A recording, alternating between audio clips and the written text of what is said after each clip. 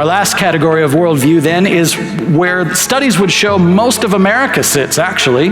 This is what you're probably most likely to encounter if someone has a non-biblical worldview. These worldviews would say, yes, there is a God, or gods, or something higher power, something like that, that created the universe and got everything started to get something out of nothing.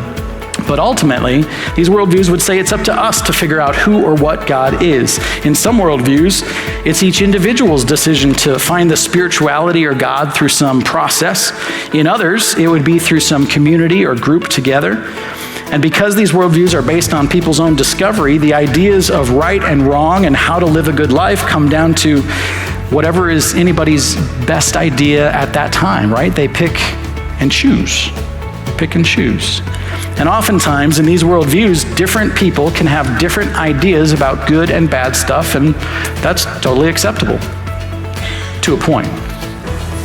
So whether people will admit it or not, we all have this line that we draw.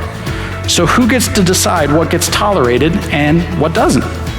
This is a challenge within this type of worldview. If God doesn't draw the line, then I get to, right?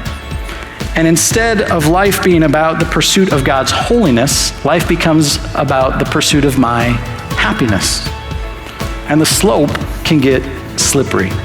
So how does the Bible view this type of worldview? Check out 2 Timothy chapter 4.